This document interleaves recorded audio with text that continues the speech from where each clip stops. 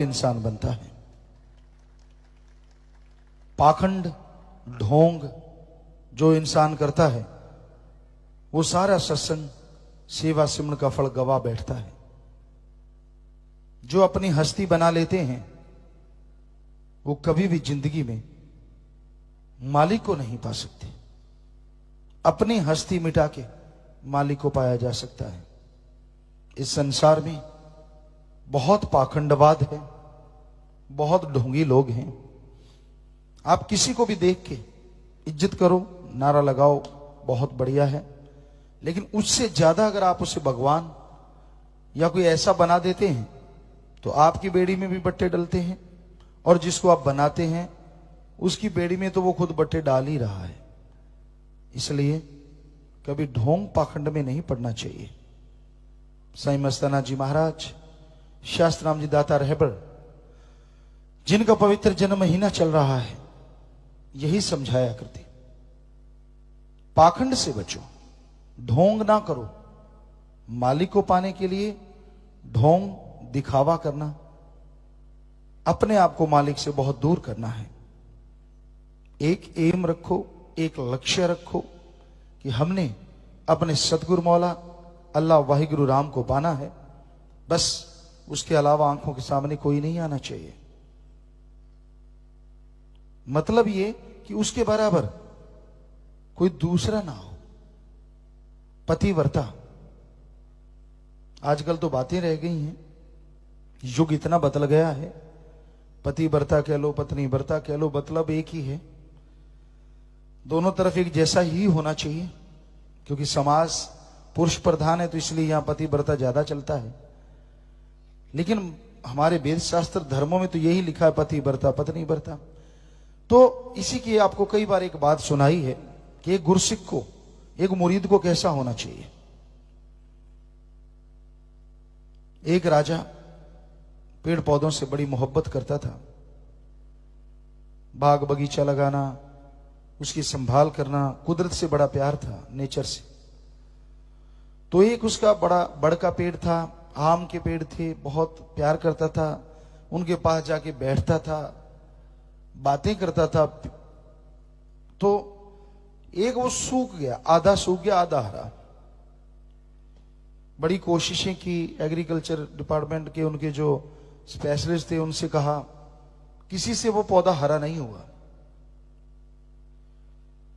उनके गुरु आ गए बादशाह के, तो बादशाह ने बातें की, लेकिन दिल में एक दर्द। कहने का, गुरु जी एक मेरी विनती है, एक प्रार्थना है। गुरु कहने के, बोल बेटा।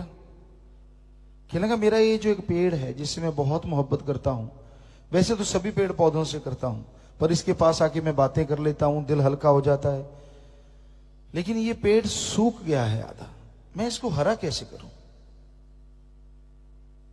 गुरु के वचन होते हैं, वो मालिक स्वरूप किसी तरीके से बहाना बनाते हैं।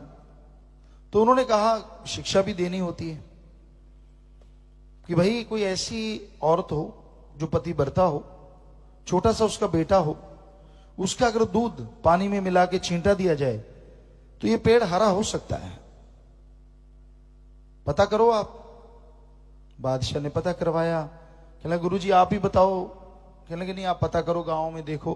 तो गांव में देखा तो औरत मिल गई, आई, वैसे किया। वो आई, उसने खुद दूध लिया, पानी में डाला और उसके छींटा दिया, क्योंकि उसी औरत ने डालना था, छींटा देना था। तो अगले दिन देखा औरत वहीं थी, पौधा हरा हो गया, लेकिन एक टहना मोटा सा सूखा रह गया। बादशाह ने देखा, ये पेड़ सारा हरा होगा, कमाल होगी, लेकिन ये एक टहना बड़ा सा जो है वो सूखा क्यों है। कहने, गुरुजी ये क्या है। गुरुजी मुस्कुराए, कहते, बेटा उसी को बुलाओ। औरत आ गई, कहने लगे, बोल बेटा ये धब्बा कैसे है। वो समझ गई, तो आंखों में आंसू आ गए। कहने लगे, गुरुजी एक दिन धुंध थी, शाम का मौसम था, थोड़ा थोड़ा अंधेरा था, तो मैं अपने बच्चे को लिए खड़ी थी जो बड़े वाला है। तो मेरा ऐसे लगा दूर से कि इनके पापा आ रहे हैं, मेरे पति आ रहे हैं। तो मैंने अपने बेटे को कहा, बेटा देख तेरे पापा आ रहे हैं। काम धंधा करके। कहती मैं उसको यही समझती रही काफी देर तक। जब नजदीक आया तो उसी डील डॉल का वो कोई और आदमी था। मैं पसीने से नहा गई। ओ, मैंने इसकी इतनी देर में इसके लिए क्या क्या सोच लिया। ओ, मेरे से बहुत बड़ा गुनाह हुआ। तो हे गुरुदेव, मेरा गुनाह वो क्षमा कर दीजिए। मैंने किसी को बताया नहीं था, ये भी मेरी गलती। पर कोई मिले बताने वाला जो क्षमा कर सके तभी बताऊं। तो आप गुरुदेव हैं, गुरु हैं, चरणों पे ऐसे गिरी, पेड़ पूरा हरा हो गया। उसे मुआफी मिली, क्षमादान मिला। सो कहने का मतलब ये है, पतिव्रता कह लो, पत्नी व्रता कह लो, तो फिर गुरु के लिए, पीर फकीर के लिए क्या ख्याल होना चाहिए, अल्लाह वाहिगुरु राम के लिए।